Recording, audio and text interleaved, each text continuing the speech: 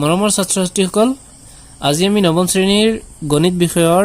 Revision চেপ্টাৰৰ R1 অনুশীলনীৰ question number 6 ৰ পৰা আৰম্ভ কৰিম। তো কোৱেশ্চন নম্বৰ 6 ত দিছে তলৰ জোৰৰ প্ৰত্যেকৰে মৌলিক উৎপাদক উলিয়াই লসাগু আৰু গসাউ স্থিৰ কৰা। তো ইয়াত ৰোমান 1 2 মই লৈছো 321 and 396। তো প্ৰথমে জানিব লাগিব এইখিনিৰ কাৰণে তোমালোকে মৌলিক সংখ্যা মানে কি আৰু দুই নম্বৰ হৈছে কি মৌলিক সংখ্যাৰ উৎপাদক বিশ্লেষণ সম্পৰ্কে তোমালোকে জানিব লাগিব। অৰ্থাৎ মৌলিক সংখ্যাৰে কেনেকৈ উৎপাদক বিশ্লেষণ কৰে সেইটো আমি জানিব লাগিব। তো প্ৰথম কথা হ'ল মৌলিক সংখ্যা মানে হ'ল যিবিলাক সংখ্যাৰ মাত্ৰ দুটা উৎপাদক থাকে, অৰ্থাৎ এটা এক আৰু এটা হৈছে সি নিজে। উদাহৰণ হিচাপে তোমালোকক দি আছো 2 3 5 7 11 13 17 তাৰপিছত 23 29 31 এইবিলাক হৈছে কি মৌলিক সংখ্যা। আৰু যৌগিক সংখ্যা এনেকুৱা আছে 4 6 8 9 10 12 14 15 16 18 এইবিলাক কি যৌগিক সংখ্যা।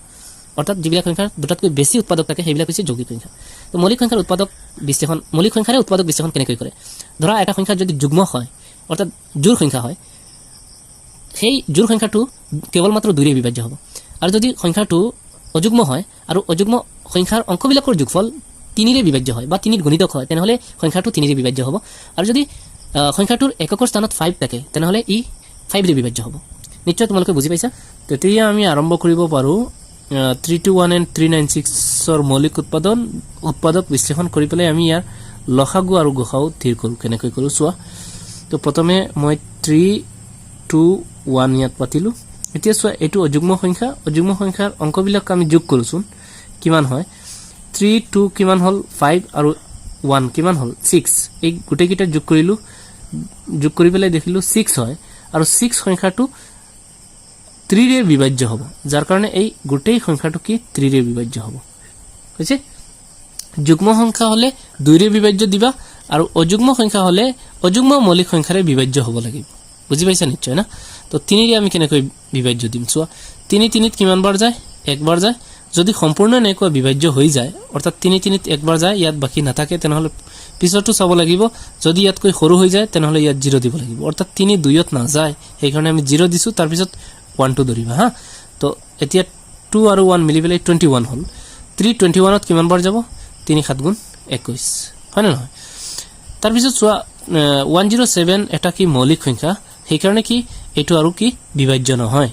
তো তাৰপিছত কি আছে আমাৰ 396 আছে। 396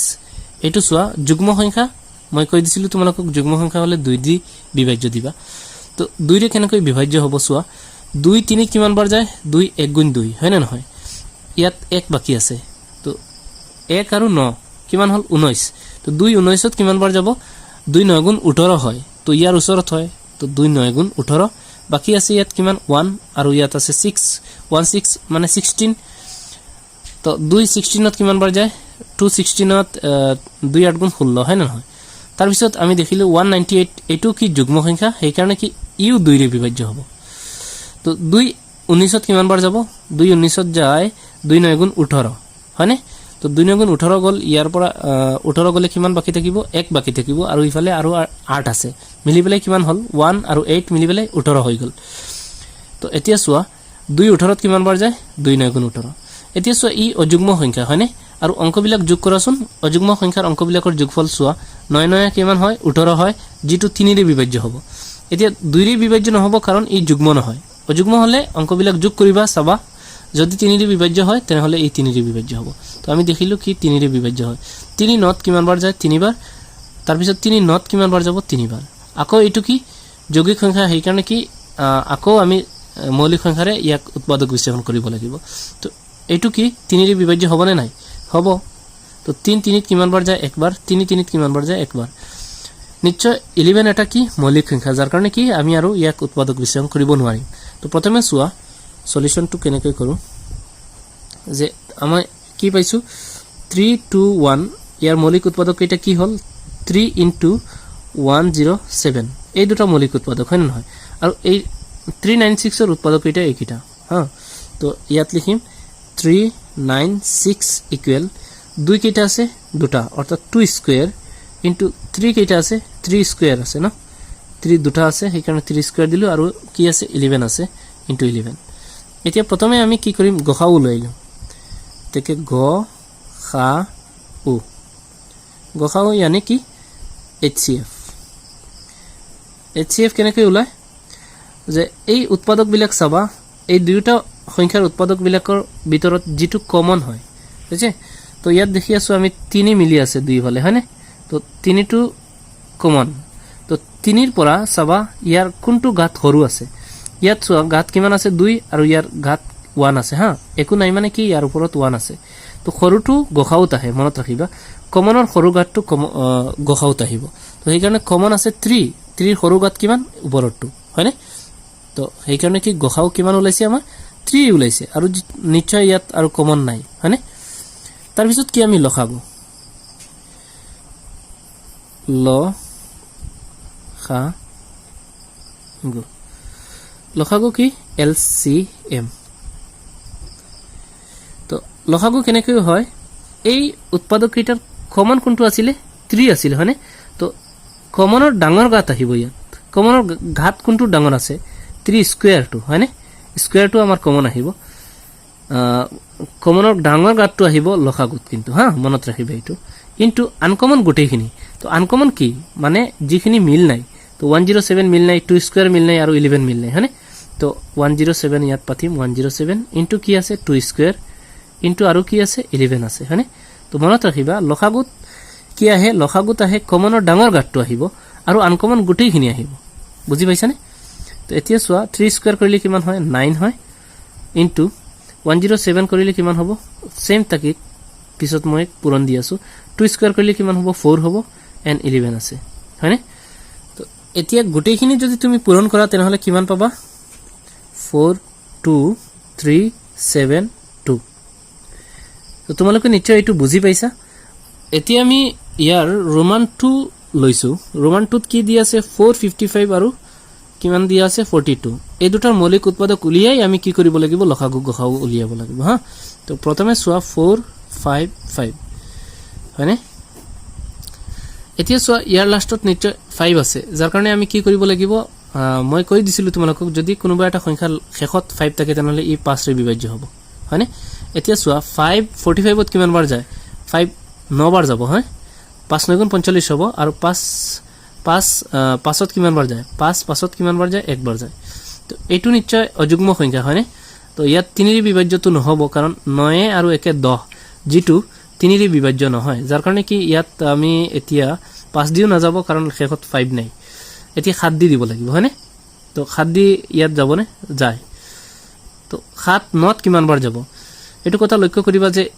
7 ৰ কোটা যেতিয়া তুমি পূৰণ কৰিবা পূৰণ নেউতা মাৰি যাবা তেতিয়া 9 কৈ বেছি হ'ব নোৱাৰিব তো 7 9 কিমান বাৰ যাব 7 গুণ 7 যাব একবাৰ যাব হয়নে তো 7 গুণ 7 গল ইয়াৰ পৰা কিমান বাকি থাকিল ইয়াত কিমান বাকি থাকিছে 2 বাকি থাকিছে ইফালে আছে 1 তো 2 আৰু 1 কিমান হৈছে 21 7 21 ত কিমান বাৰ যায় 7 3 গুণ 21 তো 13 এটা মৌলিক সংখ্যা হয়নে আৰু ইয়াৰ উৎপাদক বিশ্লেষণ নহব তাৰ পিছত আছে আমাৰ কি 42 সোৱা এনেকুৱা মৌলিক উৎপাদক বিশ্লেষণ কৰিলে এটো যেহেতু যুগ্ম সংখ্যা সেই কাৰণে 2 দি বিভাজ্য হ'ব 2 4 ত কিমান বাৰ যায় 2 বাৰ যায় 2 2 ত কিমান বাৰ যাব এক বাৰ যাব এটো অযুগ্ম সংখ্যা আৰু ইয়াত 3 ৰ বিভাজ্য হ'ব হয়নে তো 3 দি দিম আমি 3 21 ত কিমান বাৰ যায় 7 বাৰ যায় 7 এটা মৌলিক সংখ্যা সেই কাৰণে ইয়াতে সমাপ্ত হ'ব ইয়াৰ মৌলিক উৎপাদক বিশ্লেষণ সোৱা সলিউশন টু সোৱা সলভ 455 is equal to 5 এটা ওলাইছে 7 এটা ওলাইছে and 13 এটা ওলাইছে আৰু 42 কি 42 ওলাইছে কি 42 2 এটা ওলাইছে 3 এটা ওলাইছে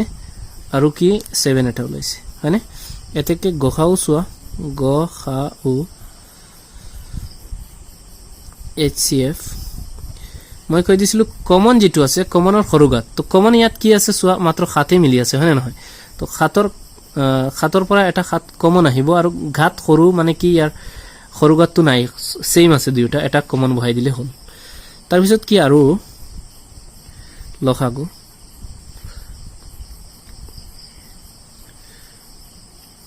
লখাগু মানে LCM সোৱা কমন কি আছিল 7 আছিল হয়নে তো কমনৰ ডাঙৰ গাত আহিব লাগে আসলতে ইয়াত ডাঙৰ গাতটো নাই কাৰণ দুইটা সেম আছে যাৰ কাৰণে কমন এটা বহাই দিবা আৰু আনকমন গোটেইখিনি আনকমন কি আছে 5 আছে তাৰ পিছত 13 আছে আৰু কি আছে 2 আছে 2 ইনটু আৰু এটা কি আছে 3 তো এইকেইটা যদি আমি পূৰণ কৰো 7 5 13 2 আৰু 3 এইকেইটা গোটেইকেইটা যদি পূৰণ কৰো তেনেহলে হ'ব কিমান 2730 হ'ব তো তোমালোকে লাগিলে এইটো পূৰণ কৰি চাব পাৰা তো নিশ্চয় এইটো বুজি পাইছা তোমালোকে আশা কৰিলো তাৰ পিছত তোমালোকক ৰোমান 3 যেটো আছে হেতু তোমালোকৰ ওপৰত এৰি দিছো তোমালোকে নিজে হোমৱৰ্ক কৰিবা এইটো হ'ব সো এতিয়া আমি কোৱেশ্চন নম্বৰ 7 আৰম্ভ কৰিম কোৱেশ্চন নম্বৰ 7 ত কি দি আছে চোৱা 2/11 আৰু 1/6 ৰ মাজত থকা দুটা পৰিমেয় সংখ্যা লিখা তো তোমালোকে জানিব লাগিব যে দুটা সংখ্যাৰ মাজত অসীম সংখ্যক পৰিমেয় সংখ্যা থাকে তো সো আমি কি কৰিছো এতিয়া এই দুটাৰ আমি কি কৰিব লাগিব এই হৰ যে 11 আছে আৰু কিমান আছে 6 আছে এই দুটা সমান কৰিব লাগিব হা তো সমান কৰিবলৈ আমি কি কৰিছো 11 আৰু 6 ৰ লসাগু ধৰিছো চোৱা ইয়াত কেৱল মাত্ৰ এক দি কটা যায় 11 আৰু 6 ত যাৰ কাৰণে আমি এক 11 ত কিমান বাৰ যায় 11 বাৰ যায় এক 6 ত কিমান বাৰ যায় 6 বাৰ যায় তো এতিয়া এইখিনি পূৰণ কৰি দিলে আমাৰ লসাগু ওলাই যাব অৰ্থাৎ 6 গুণ কিমান হ'ব 66 হ'ব আৰু 1 আছে ইয়াত 66 গুণ কিমান হ'ব 66 এই হ'ব তো আমি কি পালো লসাগু 66 পালো তো চোৱা তো প্ৰথমে আমি এটো পাতিম 2/11 সমান ইয়াত দিবা 2/11 পাতিবা ইনটু দিবা দুইফালে তো 11 ৰ লগত কি পূৰণ কৰিলে 66 হ'ব 11 ৰ লগত 6 পূৰণ কৰিব লাগিব হয়নে তো ইয়াতো 6 ওপৰতো 6 দিবা তাৰ পিছত পূৰণ কৰা 2 গুণ কিমান হ'ব 12 তাৰ পিছত 6 গুণ কিমান হ'ব 66 হ'ব হয়নে তাৰ পিছত আৰু পিছত নেক্সট কি আছে 1/6 পাতিলো সমান দিলো আকৌ 1/6 পাতিবা ইনটু দিবা দুইফালে 6 ৰ লগত কি পূৰণ কৰিলে 66 হ'ব তো 6 ৰ লগত নিশ্চয় 11 পূৰণ কৰিব লাগিব ওপৰতো 11 দি দিবা হা তো 11 গুণ কিমান হ'ব 11 আৰু 6 গুণ কিমান হ'ব 66 তো দেখি আছে নিশ্চয় তোমালোকে তলৰ দুইটা মিলি গৈছে কিন্তু ওপৰত চোৱা 12 আছে আৰু 11 আছে হয়নে তো ইয়াত আমি বুজিবলৈ বা ইয়াৰ মাজত পৰিমেয় সংখ্যা ধৰাত আমাৰ কষ্ট হৈ যাব যে 11 আৰু 12 ৰ মাজত আমি জানো যে এটা সংখ্যা নাই হয়নে যাৰ কাৰণে কি কৰিব লাগিব আমাৰ যেহেতু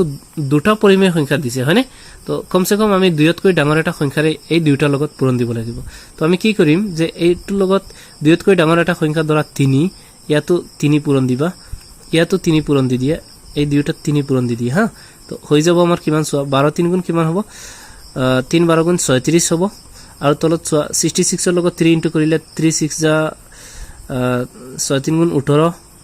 8 বাকি আছে 1 3 6 গুণ 18 1 19 হয়নে ইকুৱেল ইয়াতো চোৱা 11 3 গুণ কিমান হ'ব 11 লগত 3 পূৰণ কৰিলে 33 হ'ব আৰু 66 ৰ লগত যদি 3 পূৰণ কৰা তো 198 হ'ব হয়নে নহয় তো আমি এতিয়া দেখি আছো কি 36 and 33 ৰ মাজত নিশ্চয় দুটা সংখ্যা আছে হয়নে নহয় কি কি সংখ্যা আমি পালো যে 34 আৰু 35 পাইছো হয়নে নহয় এটাকে আমি কি কম যে 2/11 আৰু 1/6 ৰ মাজত থকা দুটা পৰিমেয় সংখ্যা হল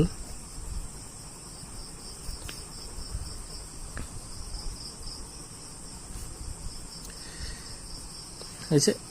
এটা আমি কি পাইছো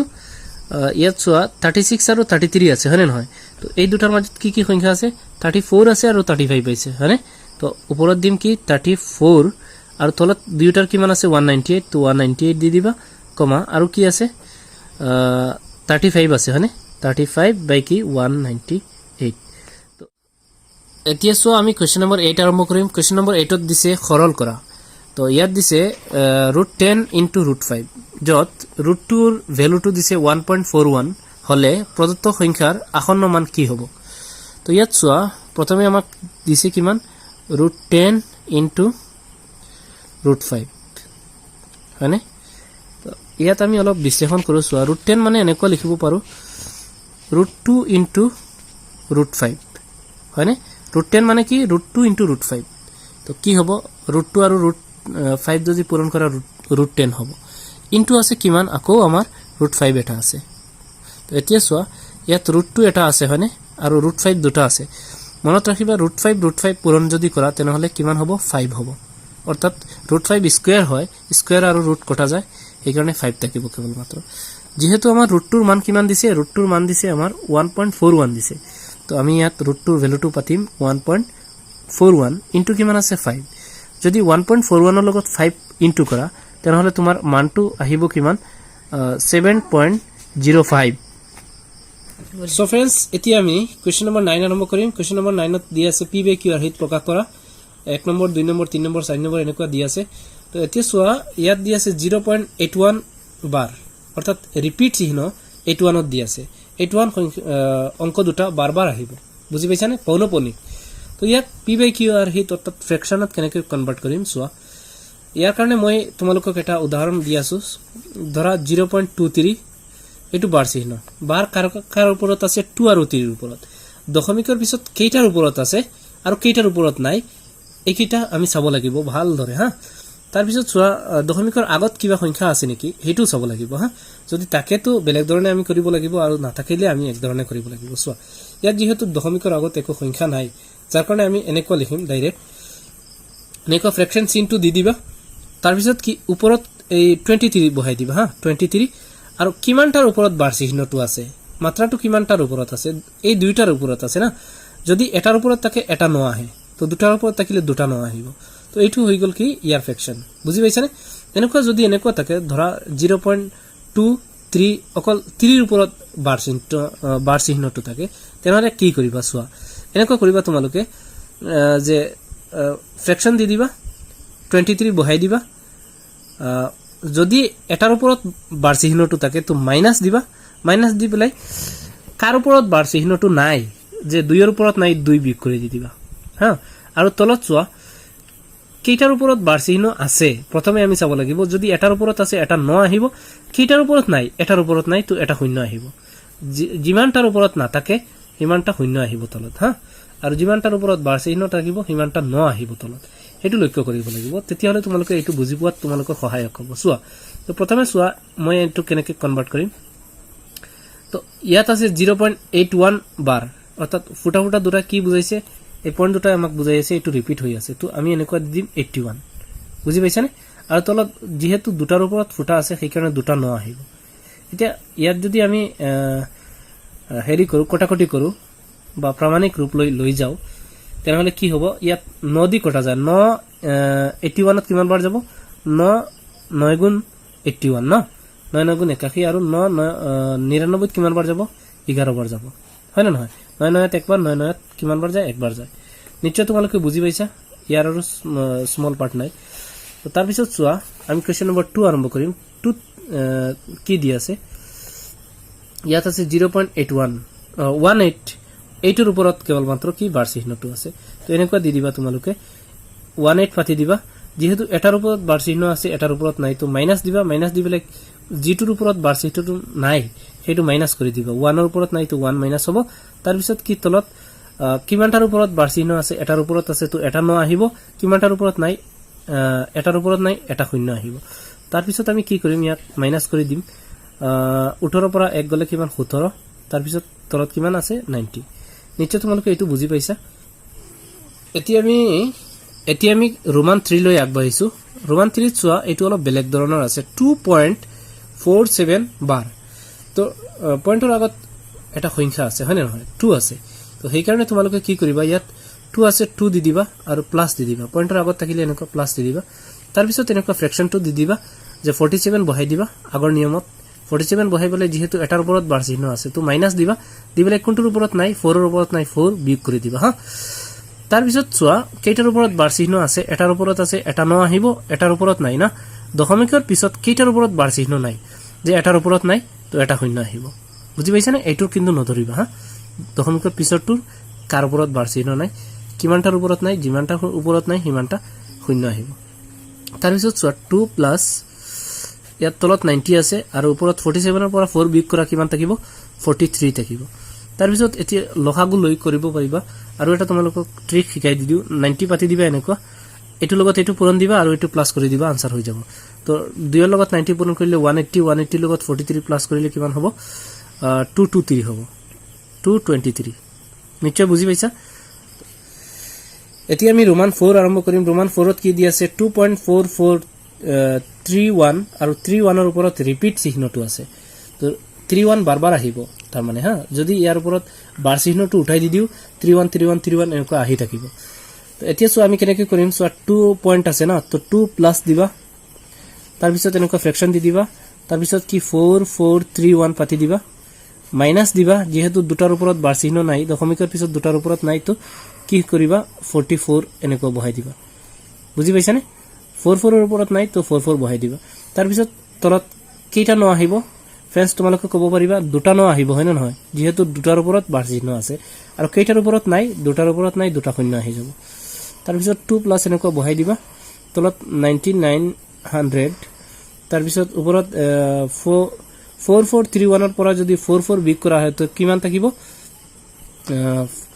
4387 থাকিব হয় না নহয় তো তাৰ পিছত তুমি কি কৰিবা 9900 বহাই দিবা এটো লগত এটো পূৰণ কৰিবা এটো যোগ দি দিয়া কিমান হ'ব তো সোয়া আমাৰ হ'ব 24187 হ'ব নিশ্চয় তোমালোকে এটো পূৰণ কৰি চাবা এটো পূৰণ কৰিবা এটো লগত আৰু এটো পিছত প্লাস কৰিবা হা তেতিয়া ওপৰত বহাই দিবা আৰু তলটো সেম তলত বহাই দিবা তো এতিয়া আজিলৈ ইমানখিনি হ'ব তোমালোকে ভিডিওটো ভাল লাগিছে তেনেহলে ফ্ৰেন্ডছ সাৰ্কুলত তোমালোকে এটো শেয়াৰ কৰিবা লগতে লাইক কৰিবা আৰু নটিফিকেশন বেলটো